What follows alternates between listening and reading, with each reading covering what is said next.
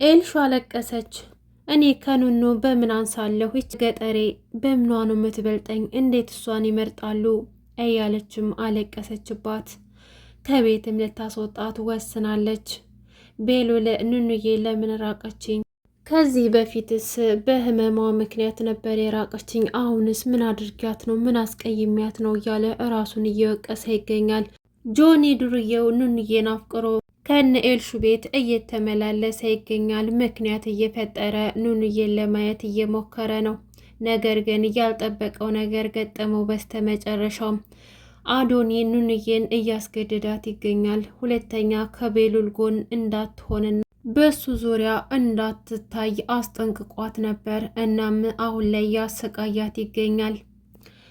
አዶኒ ኑኑዬን ወደ ውጭ ይዟት ሊሄድ ወስኗል። ነገር ግን ኑኑዬ ፍቃደኛ አልነበረችም። ኤልሹ ጆኒ ደውሎላት ውጭ ተገናኝተው ማውራት እንዳለባቸው ስለነገራት እንዲሁም በሀሳቡ ተስማምታ ልትሄድ በተዘጋጀችበት ሰዓት ለምን ኑኑን ጠርቻት ልብሴን አታስተካክልልኝም፣ ክፍሌን አታጸዳልኝም ብላ ኑኑዬን ጠራቻት። ሰላም ሰላም! ውድና እየተከበራችሁ የቻናል ቤተሰቦች ለዚህ ቻናል አዲስ ከሆናችሁ ሰብስክራይብ በማድረግ ቤተሰቡን እንግዳ ድራማ ቀጣይ ክፍልን ይዤላችሁ መጥቻለሁ። በዛሬው ክፍል ኑኑዬና ጆ ለመገናኘት ዝግጅት እያደረገች እያለ ኑኑዬን ጠርታ ክፍሏ እንድታስተካክልላት ነገረቻት። ከዛም በኋላ ኑኑዬ ምስኪን ቁጭ ብላ ልብሷን እያስተካከለች ባለችበት አጋጣሚ አዶናይ መጣና ኤልሹን ሰላም ካለት በኋላ ፍቅር አሁን ተዘጋጂ፣ ወደ ውጭ እንሄዳለን፣ የሆነ ቦታ ወስድሻለሁ አላት። ኤልሹ በሰማችው ነገር ግራ ተጋባች። ምን ታውቀሃል? አሁን ያልከው ነገር ምን እንዳልክ ገብቶሃል? አለችው። ምን ማለት ነው? አልሰማሽም እንደ ኤልሹ እኔና ኑኑዬ እኮ አብረን ሁነናል ብሎ ነገራት። ኤልሹ በጣም ደነገጠች፣ በጣም ተበሳጨች። አሁን እኔ ይሄን የምትለኝ ነገር ላምን አልችልም፣ በቃ ውጡልኝ ከክፍሌ እያለች አመነጫጨቀቻቸው። ጆ መጥቶ ሳሎን ተቀምጦ ነበር። ቤሉልን ሲያገኘው አንተ ደግሞ ማነህ? እንዴት ሰው ቤት ሰተት ብለህ ትገባለህ ያለ ፍቃዱ ብሎ ሲጠይቀው አንተ ማነህ? እኔ የኤልሹ ጓደኛ ነኝ። ማነህ አንተ ብሎ ጠየቀው። እኔማ ወንድሟ ነኝ አለው። አሀ አንተ ነበርክ የጠፋኸው ወንድሟ። በጣም ስትጨናነቅ ነበር። ኤልሹ በጣም ትወድሃለች፣ ትጨነቅልሃለች ብሎ ነገረው። እና ወንድሟ አይደለሁ እንዴ? እሺ አሁን ምን ፈልገህ ነው ሲለው እኔማ ፈልጌ የመጣሁት ኤልሹን ነው፣ ግን እዚህ የለችም፣ እመጣለሁ ጠብቀኝ ብላኝ ነበር ብሎ ነገረው። እናም እሰው ቤት ያለ ፍቃድ መምጣት ትክክል እንዳልሆነ ነግሮት ኤልሹን ሊጠራለት ሄደ። እዛ ሲሄድ ግን ኑኑዬና አዶናይ እንዲሁም ደግሞ ኤልሹ ተፋጠው ነበረ። ኑኑዬ በጣም ከፍተዋት የነበረችው ቤሉልን ስታይ ፈገግ አለች። ነገር ግን እሱን እንዳትጠጊ እንዳታናግሪው፣ በሱ ዙሪያ እንዳናይ ስላሏት እሱን ቀርባ ማቀፍም ሆነ ማናገርም አትችልም። በሩቁ ማየት ነበር አማራጯ። ከዛም በኋላ ቤሉልም ኤልሹ ና እንደፈልግሻለሁ፣ የሆነ ሰው መጥቶ ሳሎን ተቀምጧል፣ በመጀመሪያ ግን ማውራት ይኖርብናል ብሎ ይዟት ሄደ። ከዛም በኋላ አዶኒም ለኑንዬ ውጭ ላይ መሄድ እንዳለባቸውና ልብሷን ቀይራ ቶሎ እንድትወጣ ነግሯት ወደ ሳሎን ሲሄድ ጆ ቁጭ ብሎ ነበር። አንተ ደግሞ እዚህ ምን ትሰራለህ? አንተ ስራ የለህም እንዴ ብሎ ጠየቀው። ከዛም በኋላ ጆ ምንም ሳይፈራ ቀብራር ብሎ አሁንም እኮ ሰማን ቤት እንዳልሆነ፣ አንተም ሰው ቤት ነው ያለው፣ ኤልሹ ወንድሟ እንዳልሆንክ ነግራኛለች ብሎ ነገረው። ምን ኤልሹ እንደዛ አለችህ? እኔ ይህን አላምንም፣ ወንድሜ አይደለም አለችህ አለውና ለነገሩ ትክክል ናት፣ እኔ እኮ ወንድም አይደለሁም፣ የዝቤ ልጅ አይደለሁም እያለ ማጉረመረመ። ከዛም በኋላ ቁጭ ብለው ሲፋጠጡ ኑንዬ ትመጣለች። ምክንያቱም ጆዛ ቁጭ ብሎ የሚጠባበቀው ኤልሹን ሳይሆን ኑንዬን ነበር። ኑንዬን ስለሚወዳት መውጫ መግቢያዋን እያጣራ ወደ ውጭ ስለማትወጣ አንድና አንድ ያለው አማራጭ እቤት መጠበቅ ነበር። ከዛም በኋላ ሲጠብቃት ስትመጣ ደነገጠ። አዶኒን እስከ መፈጠሩም ረሳው። እንዴ ምን ሆነህ ነው ብሎ በግርምት ሲያየው አንተ ደግሞ እዚህ ምን ትሰራለህ ብላ ጠየቀችው። አይ እኔማ ኤልሹን ፈልጌ ነው። አንቺ ግን ምን ሆነሽ ነው? መቼ ነው ግን አልቅሰሽ ደግሞ እማባብልሽ? እንባሽን የምጠርገው መቼ ነው ብሎ ሲጠይቃት አዶናይ ምን ያጃጅልሃል? ያምሃል እንደ አንተ እንዴት እንደዚህ ታናግራታለህ? በይኔ ፍቅር እንሄድ አላት። ከዛም በኋላ ምን ፍቅር ነው ያልከው አለና በሰማው ነገር በጣም ተደናገጠ። ከዛም በኋላ ተያይዘው አዶኒና ኑንዬ ተያይዘው ሂደው እዛው መናፈሻ ቁጭ ባሉበት አጋጣሚ ተክዛ ነበረ። ምክንያቱም ከአዶኒ ጋር መሄድ አልፈለገችም።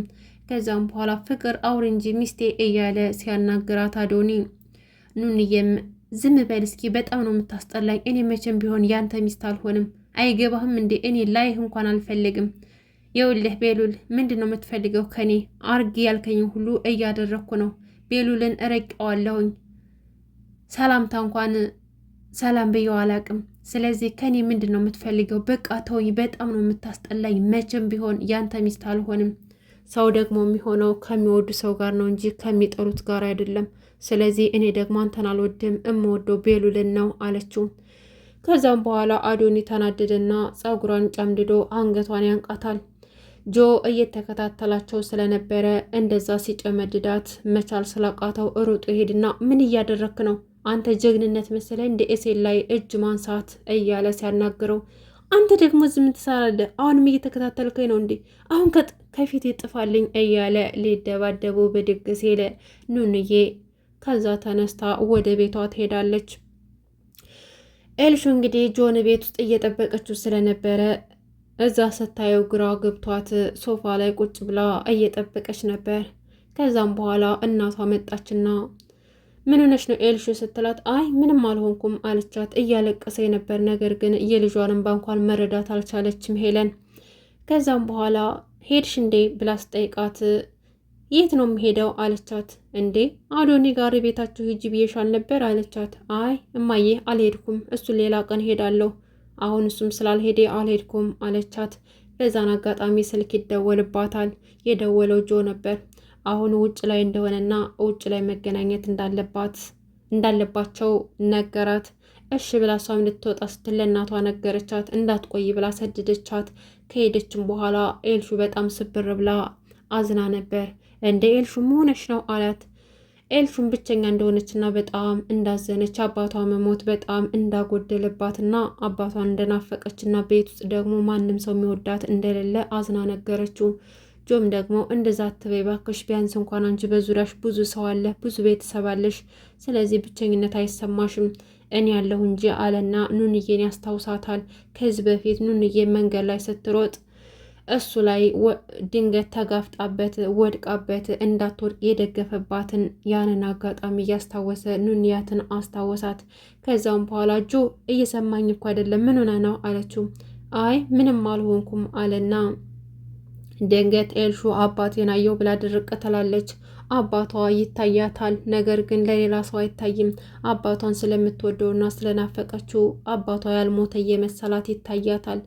ጆ እንደምንም ብሎ ከገባችበት ሰመመን ያነቃታል። ኤልሹ የውልሽ ጠንካራ መሆን አለብሽ፣ እኔ ችልፍስፍስ ኤልሹ አላቃትም አልወዳትምም። ስለዚህ እኔ እንድትሆኝ የምፈልገው ያቺ ድሮ ጠንካራዋና እልኸኛዋን ኤልሹን ነው የምፈልጋት።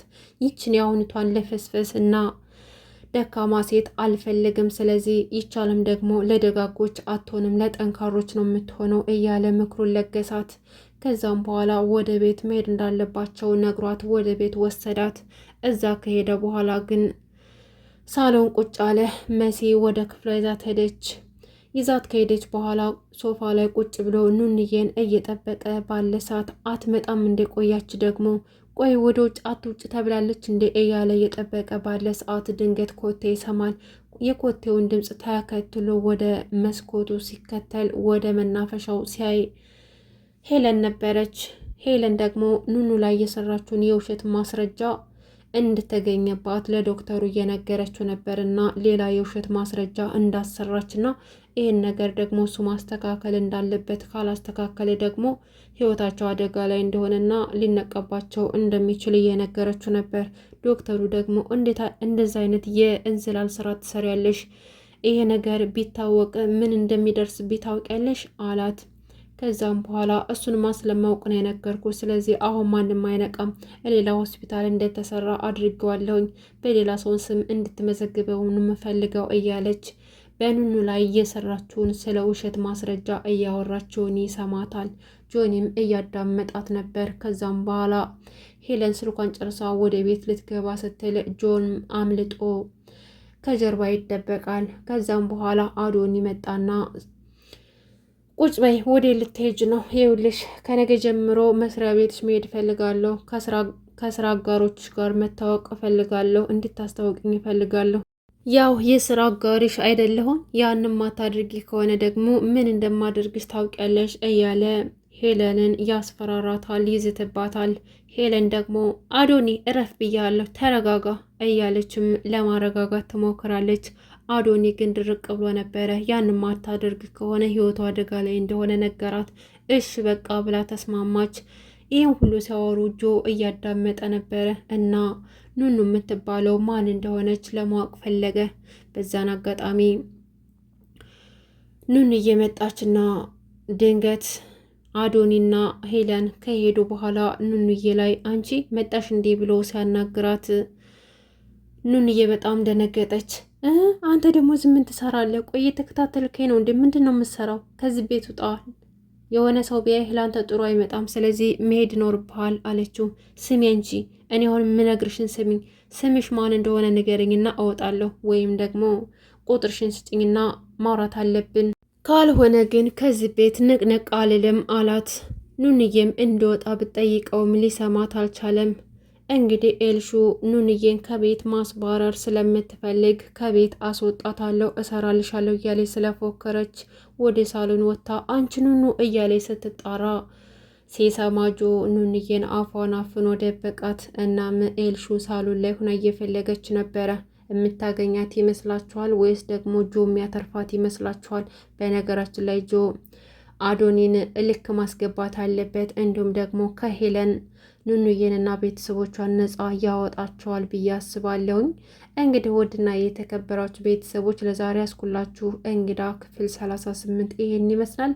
እስካሁን አብራችሁ ስለቆያችሁ ከልብ እያመሰገንኩ በቀጣይ ቪዲዮ እስከምንገናኝ በያላችሁበት ሰላማችሁ ይብዛ። ሰብስክራይብ ማድረጋችሁ እንዳትረሱ። አመሰግናለሁ።